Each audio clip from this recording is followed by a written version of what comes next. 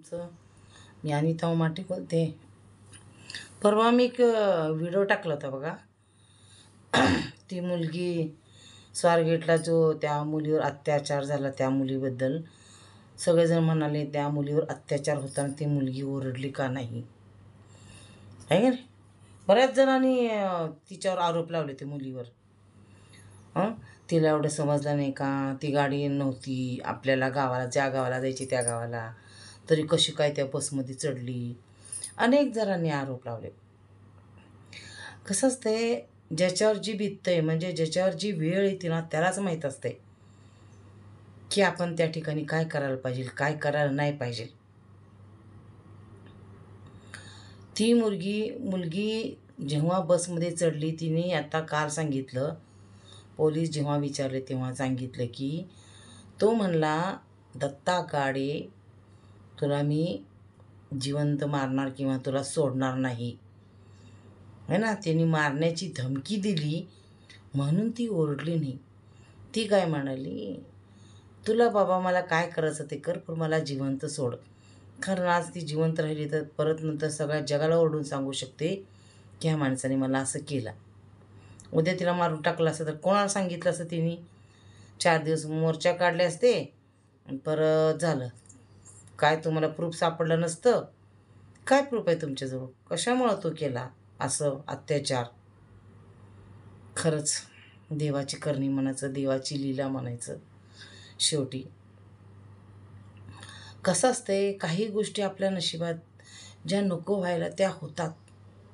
माहीत नाही आपलं कर्म का त्याच मुलीसोबत असं झालं असेल. तिथं अनेक मुली होत्या, तिलाच का देवाने तिकडं ढकलून दिलं, तिलाच का जायला सांगितलं, का तिने बसचा नंबर बघितला नाही, बसचं ते पाठी का बघितली नाही गावाची. हे अनेक प्रश्न येतात हो. त्या प्रश्नाला काही उपयोग नाही आहे. तिच्यावर जी वेळ आली, तिच्यावर संकट आलं, त्यावेळेस तिनं काय करायला पाहिजे होतं काय नाही. एवढंच की त्या नराधामाने तिची ती वेळ साधली आणि तिचं पूर्ण आयुष्य बर्बाद करून सोडलं. काय मिळालं त्याला, क्षणिक सुखासाठी त्याने त्या पोरीचं आयुष्य बर्बाद केलं. आणि त्याच्या बाजूने बोलतात अजून, तो असं आहे तसं आहे, त्या पोरीला कळलं नाही असं.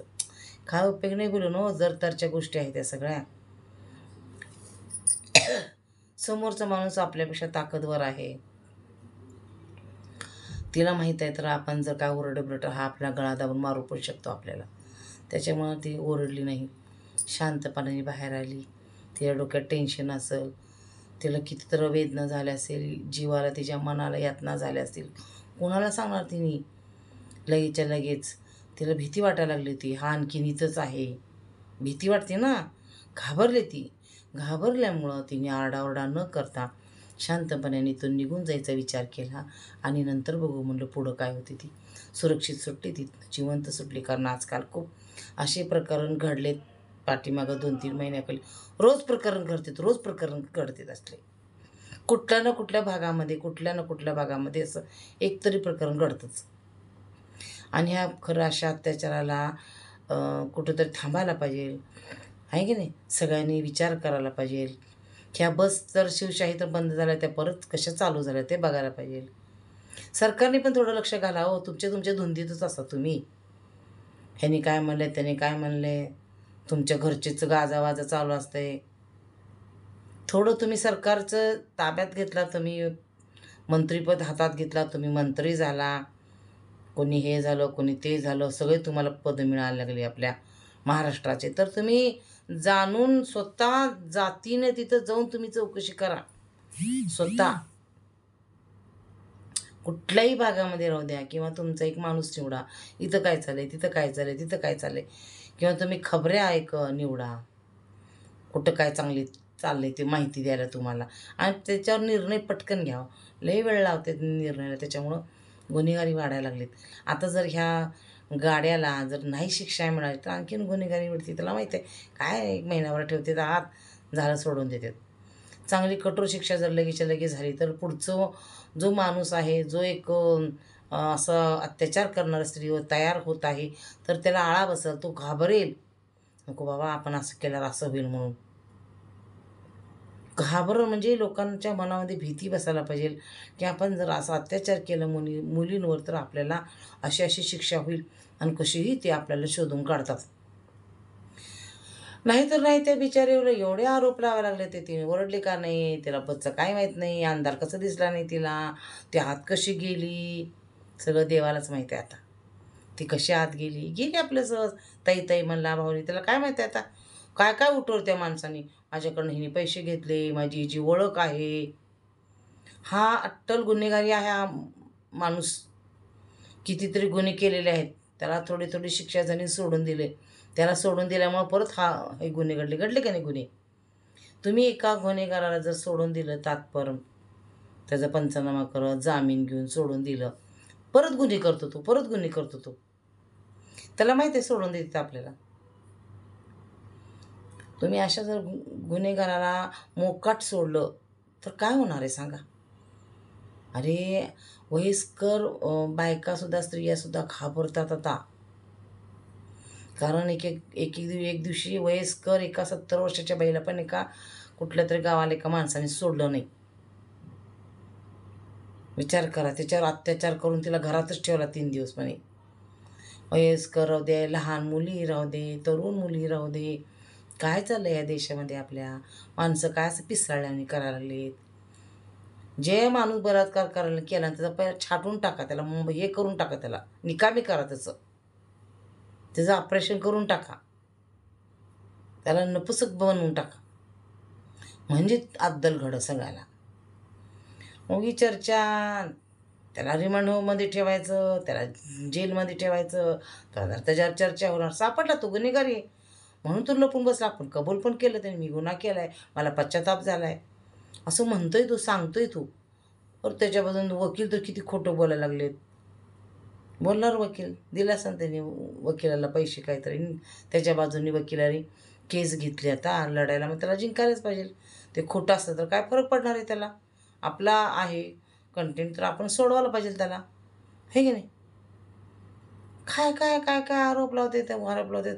सत्य परिस्थिती जेव्हा ती मुलगी बोलत तेव्हाच कळणार आहे. मी म्हणलं होतं तुम्हाला, त्या मुलीला तर विचारा काय परिस्थिती, कसं झालं, काय झालं, आत कशी गेली बाई तू, परत काय तिथं झालं, त्यांनी तुझ्यावर 2 वेळा अत्याचार केला म्हणून सांगते ती.